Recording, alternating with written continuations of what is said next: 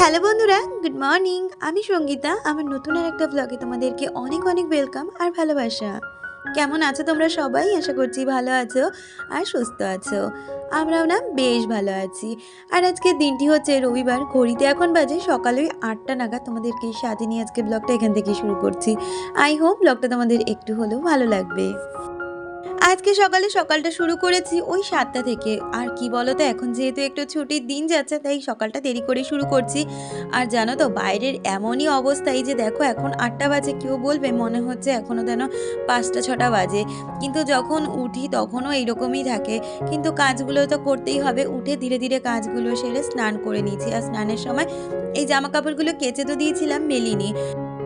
যেহেতু পুজো দিতে একটু দেরি হয়ে গেছে, মানে ওই ধরো ৮টা নাগাদ বেজে গেছে, তো হাজব্যান্ড বলল তুমি ওইদিকে কাজ করে চাটা বসাও, আমি এই ফাঁকেই বাজারটা সেরে আসছি।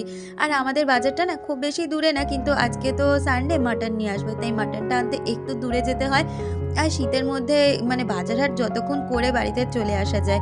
তো হাজব্যান্ড ওইদিকে বাজার সারতে গেছে, আর সেই ফাঁকে আমি ওইদিকে কিন্তু জামা কাপড়গুলো মেলে দিয়েছি। যদিও বা এখনও রোদ ওঠেনি, আকাশে প্রচুর কুয়াশা আর ভীষণ হাওয়া দিচ্ছে। আর এদিকে বাচ্চারা উঠে গেছে, তাদের জন্য হরলিক্স করে নিচ্ছি, সাথে আমাদের চাটাও কিন্তু করে নিচ্ছি।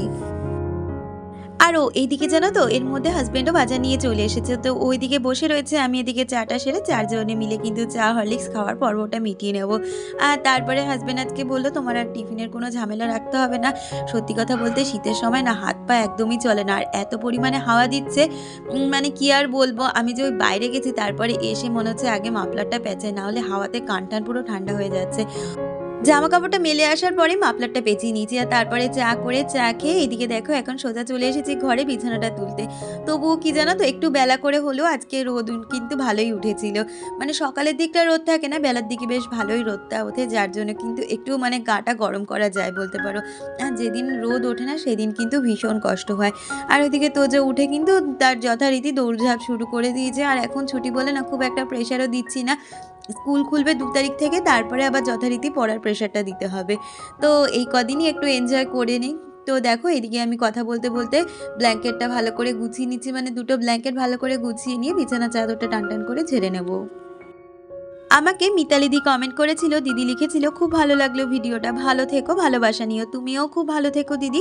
আর টুম্পা দি আমাকে কমেন্ট করেছিল, সে লিখেছে কি দিদি ভাই আমাকে ভুলে গেলে নাকি? না গো, তোমাদের কখনোই আমি ভুলতে পারি না।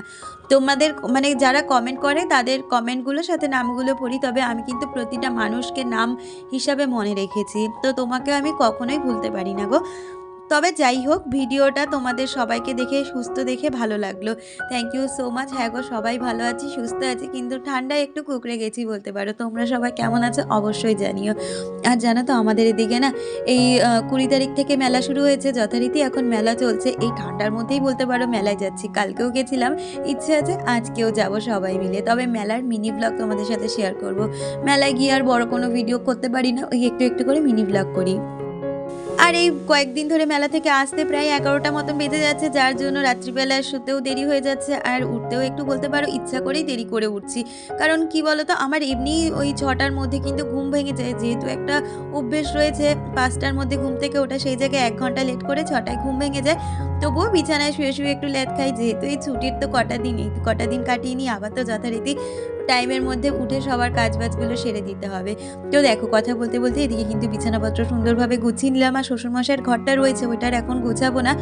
এদিকে রান্নাঘরের কিছু কাজ গুছিয়ে রেখে তারপরে যাব, কারণ ওইদিকে দুষ্টুকে পড়তে বসিয়ে দিয়ে এসেছি, আর তোজোকে আমাদের ঘরে। দুইজনকে যদি এক জায়গায় পড়তে বসে কি যে ঝামেলা করে তোমাদের আর কি বলবো, তাই দুজনকে আলাদাভাবেই পড়তে বসিয়ে দিয়েছি। আর এদিকে ওই যে বললাম হাজব্যান্ড কিন্তু চা খাওয়ার আগে বাজারটা নিয়ে এসেছিল, বাজারটা ধরেই রেখে দিয়েছিলাম। আর এখন এদিকে বাজারটা ঢেলে নিলাম। আজকে বাজার থেকে আনা হয়েছিল আদা, পেঁয়াজ, রসুন, টমেটো, তার সাথে এনেছিল শশাগুলো আজকে ভীষণ তিতো ছিল। আর তার সাথে আনা হয়েছিল আজকে স্পেশাল মাটন। আর তোমাদের যেমনটা বললাম হাজব্যান্ড আজকে বলেই দিয়েছে কারুর টিফিনের মানে কোনো রকমের টিফিনের ঝামেলা করতে হবে না। আমাদের এখানে জানো তো কাছাকাছি একটা বাটার নানের দোকান দিয়েছে, তো খেতে না খুব টেস্টি হয়। এর আগেও একদিন ট্রাই করেছিলাম এই বাটার নানটার সাথে ঘুগনিটা, তো সেই জন্য বাটার নান নিয়ে আসা হয়েছিল, আর তার সাথে ঘুগনি। সবাই মিলে চলো আগে টিফিনটা সেরে নিই, তারপরে রান্নার কাজে ফিরে আসা যাবে। আর এই দেখো বাইরে ভীষণ সুন্দর রোদ উঠেছিল, আমরা তো এখন বলতে পারো ব্রেকফাস্টটা এখানেই সেরে নিচ্ছি। হাসব্যান্ড ওইদিকে মানে টেবিলে বসেছিল আর আমরা সবাই মিলে এদিকে বসে বসে ব্রেকফাস্টটা করে নিচ্ছিলাম। আর তারপরে একটু ভিডিওর কাজ আছে, সেগুলো করেই কিন্তু আমি রান্নায় হাত দিয়ে দেবো। আর তার আগে দেখো হাসব্যান্ড সব কিন্তু কেটে কুটে গুছিয়ে দিয়ে গেছে, আমি শুধু রান্নাটুকুই করব, এইটুখানিই মাত্র যা। আসলে সত্যি কথা বলতে কি বলতো, অনেক ভাগ্য করে আমি একটা হাসব্যান্ড পেয়েছি। দেখবে আমরা মেয়েরা কিন্তু একটা হাসব্যান্ডের হাত ধরেই আমরা শ্বশুরবাড়িতে পা দিই। যদিও বা শ্বশুর শাশুড়ি যেমনই হোক না কেন, হাসব্যান্ড যদি ভালো হয় না, তাহলে একটা মেয়ের বোধহয় কষ্টের আর কোনো জায়গাই থাকে না। যদিও বা আমার শ্বশুর শাশুড়ি ভীষণই ভালো ছিল, তাদের সাথে তো আমি বেশি দিন আর সংসার করতে পারলাম না। সেই জায়গায় দাঁড়িয়ে আমার হাসব্যান্ডের কিন্তু কোনো তুলনাই হয় না। সে কাজে যাওয়ার আগে রান্নাবান্নার সমস্ত কিছু গুজগাছ করে দিয়ে যায়, আমি শুধু বাটাবাটি আর রান্নাটুকুর ওই খুন্তিটুকুই নাড়ি। ওদিকে কথা বলতে বলতে আমি কিন্তু পেঁয়াজ কালি আলু ভাজাটা বসিয়ে দিয়ে মাটনটাকেও সিদ্ধ বসিয়ে দিয়ে এসেছি। তোমরা তো জানোই আমি কিভাবে মাটন রান্না করি। তো ওইগুলো করতে বসিয়ে দিয়ে এই ঘরটা পরিষ্কার করে নিচ্ছি।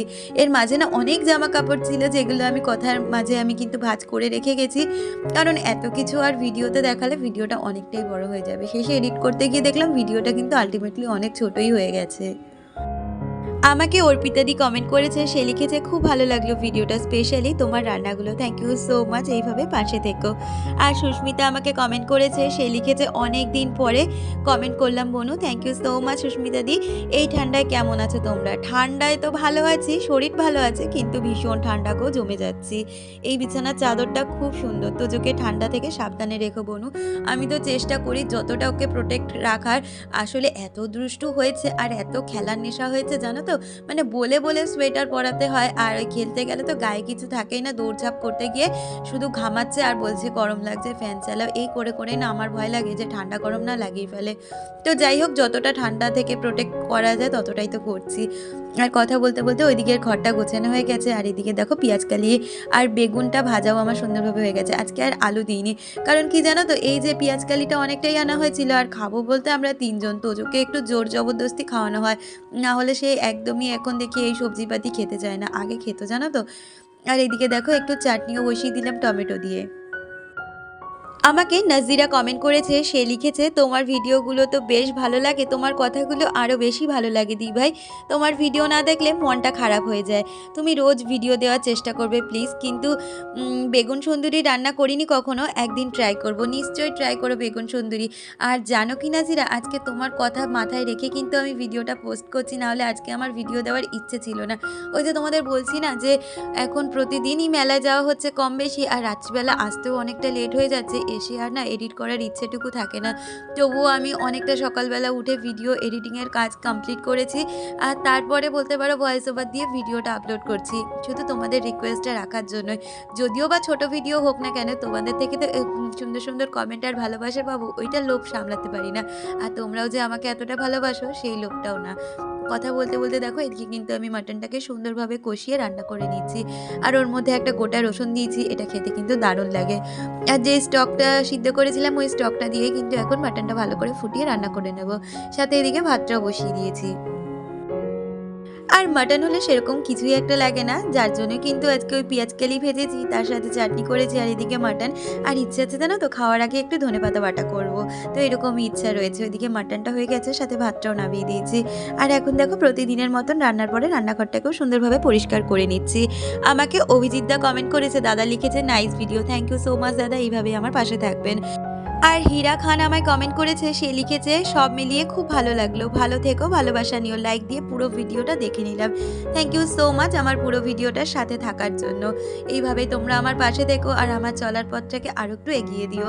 আর এই দেখো কথা বলতে বলতে রান্নাঘরটাকে কিন্তু সুন্দরভাবে পরিষ্কার করে মুছে নিয়েছি, আর তার মাঝে কিন্তু আমি রান্নাঘরের যেই নিচটা রয়েছে সেটাকেও ভালোভাবে মুছে নিয়েছি। আর তারপরে অনেকটা সময় ওয়েট করেছিলাম, মানে একটু রোদ পুয়েছিলাম, আর তারপরে হাজব্যান্ড যেহেতু আজকে সানডে হাফবেলাতেই চলে এসেছে, আর তারপরে লাঞ্চটাও সেরে নিয়েছিলাম। আজকে লাঞ্চে ছিল যেমনটা বললাম, লাল লাল খাসির মাংসের ঝোল, সাথে স্যালাড ছিল, পেঁয়াজ কালি বেগুন ভাজা, টমেটোর চাটনি আর ধনেপাতা বাটা। তাহলে বন্ধুরা আজকে ভিডিওটা এই পর্যন্ত রাখছি, দেখা হচ্ছে পরবর্তী ভিডিওর সাথে, ততক্ষণ তোমরা ভালো থেকো।